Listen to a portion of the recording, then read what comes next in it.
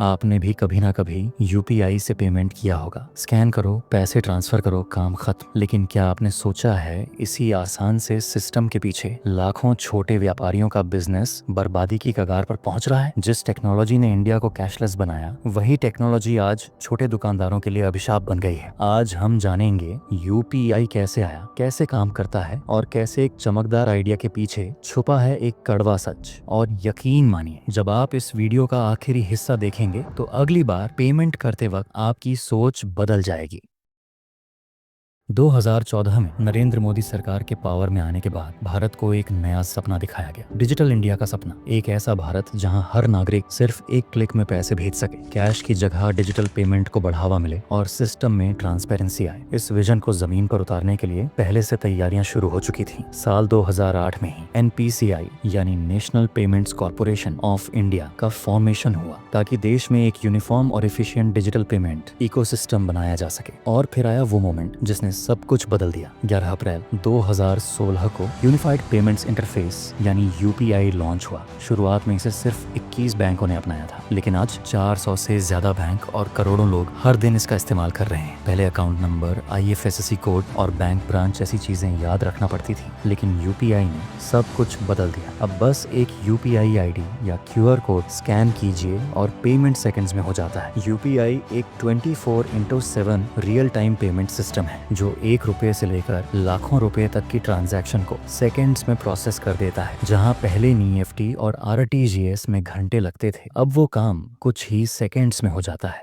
2016 में जब देश ने एक ऐसा दौर देखा जहां एक ही रात में 500 और 1000 रुपए के नोट बंद हो गए, तो पूरे सिस्टम में अफरा तफरी मच गई। बैंकों के बाहर लंबी लाइनें, एटीएम खाली और हर कोई कैश के लिए परेशान था। लेकिन उसी समय एक नई उम्मीद ने जन्म लिया, डिजिटल पेमेंट। जब जेब में कैश नहीं था, तब मोबाइल में मौजूद यूपीआई एप्स लोगों के लिए राहत बनकर सामने आए और यहीं से शुरू हुई यूपीआई की असली ग्रोथ। 2017 से लेकर 2020 तक भारत ने एक ऐसा ट्रांजिशन देखा जो पहले कभी नहीं हुआ था। क्यूआर कोड स्कैन करना अब सिर्फ बड़े शहरों तक सीमित नहीं रहा। गली के नुक्कड़ पर चाय बेचने वाला, सब्जी वाला, यहाँ तक कि पान की दुकान वाला भी अब डिजिटल हो चुका था। हर कोई सोचने लगा अब व्यापारियों के अच्छे दिन आ गए हैं। लेकिन तभी एक ऐसा फैसला आया जिसने इस पूरी उम्मीद को झटका दे दिया। 1 जनवरी 2020 को सरकार ने जीरो एमडीआर पॉलिसी लागू कर दी। इसका मतलब ये था कि अब व्यापारी यूपीआई या रुपए ट्रांजैक्शन पर कोई कमीशन नहीं देंगे। सुनने में तो ये बहुत अच्छा लगा, आम जनता और व्यापारियों के लिए फ्री पेमेंट। लेकिन इस पॉलिसी ने एक बहुत बड़ा नुकसान कर दिया। बैंक और पेमेंट कंपनियां जो इस सिस्टम को चला रही थी, उन्हें अब कुछ कमाने को नहीं बचा। तो सवाल ये है, क्या जीरो एमडीआर ने यूपीआई के भविष्य को खतरे में डाल दिया है?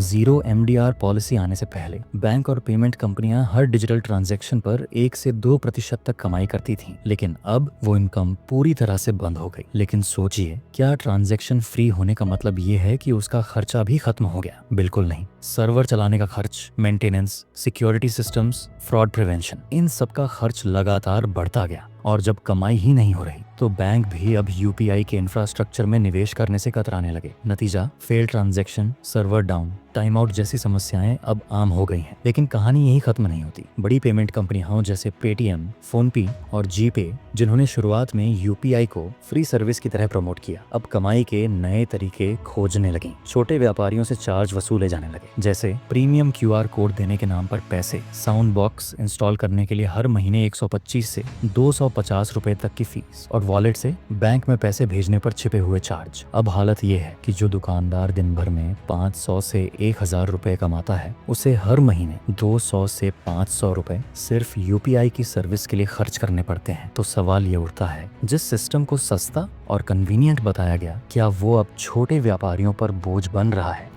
आज छोटे व्यापारी यूपीआई सिस्टम का हिस्सा तो बन चुके हैं, बट मजबूरी में। क्योंकि जब ग्राहक सामने खड़ा होकर कहता है क्यूआर दिखाओ, कैश नहीं है, तो दुकानदार के पास ना कहने का कोई ऑप्शन नहीं बचता। वो जानता है कि इस डिजिटल सिस्टम में उसकी कमाई का एक हिस्सा हर महीने कट रहा है। फिर भी वो मना नहीं कर सकता, क्योंकि अगर मना किया तो ग्राहक अगली दुकान पर चला जाएगा। यही मजबूरी अब एक तरह की मोनोपोली बन चुकी है। कुछ गिनी चुनी कंपनियां जैसे फोनपे, पेटीएम, जीपे सिर्फ पेमेंट प्रोसेस नहीं कर कर रही हैं, बल्कि धीरे धीरे ग्राहक का कीमती डेटा भी कलेक्ट कर रही हैं। कब, कहाँ, कितना खर्च किया गया, किस दुकान पर बार बार ट्रांजैक्शन होता है, यह सब डेटा। और ये डेटा किसी सामान्य जानकारी का ढेर नहीं, बल्कि एक सोने की खान है। इसका इस्तेमाल कंपनियां मार्केटिंग, एडवर्टाइजमेंट और अपने दूसरे प्रोडक्ट्स बेचने में करती हैं। लेकिन दुख की बात यह है कि जिस दुकानदार की दुकान पर ये डेटा बन रहा है, उसे ही नहीं पता कि उसका कोई फायदा उससे उठा रहा है। ऊपर से जब त्योहारों का समय आता है, जब सेल्स सबसे ज्यादा होती है, ठीक उसी वक्त यूपीआई सर्वर डाउन हो जाता है। ग्राहक ट्रांजैक्शन फेल होते ही अगली दुकान पर चला जाता है और दुकानदार को सीधे घाटे का सामना करना पड़ता है। तो सवाल ये है, क्या ये सिस्टम वाकई सभी के लिए फायदेमंद है?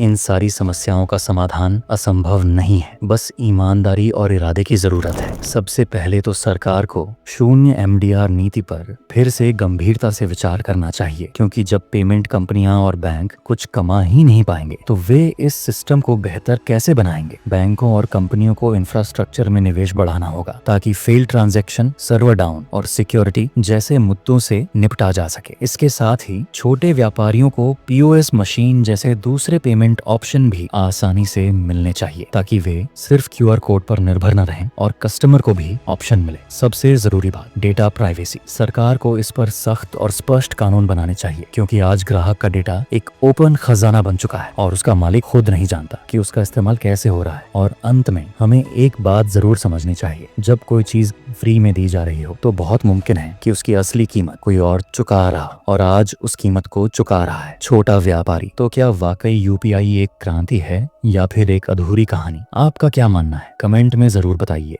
यूपीआई ने हमारी जिंदगी को अनडाउटेडली आसान बना दिया है। आज हम बस एक क्लिक में पेमेंट कर देते हैं, बिना सोचे कि उस सुविधा का असर किस पर पड़ रहा है। लेकिन जिस छोटे दुकानदार से आप रोज कुछ खरीदते हैं, उसके लिए ये सुविधा धीरे धीरे एक बोझ बनती जा रही है। उसकी कमाई से हर महीने एक हिस्सा कटता है, बिना उसकी मर्जी, बिना किसी ऑप्शन के। डिजिटल इंडिया की तस्वीर तब तक अधूरी है जब तक उसमें छोटे व्यापारियों को बराबरी का हक और सुरक्षा न मिले। हमें ये समझना होगा कि एक ट्रांजैक्शन आपके लिए सिर्फ 10 रुपए की चाय हो सकती है, लेकिन उसके लिए वो 10 रुपए में से कुछ पैसे कटने का दर्द है। तो अगली बार जब आप क्यूआर कोड स्कैन करें तो उस दुकानदार की मजबूरी को जरूर याद कीजिए। अगर आपको इस सच्चाई से फर्क पड़ता है तो इस वीडियो को शेयर कीजिए, ताकि भारत सिर्फ डिजिटल न हो बल्कि न्यायपूर्ण भी बने।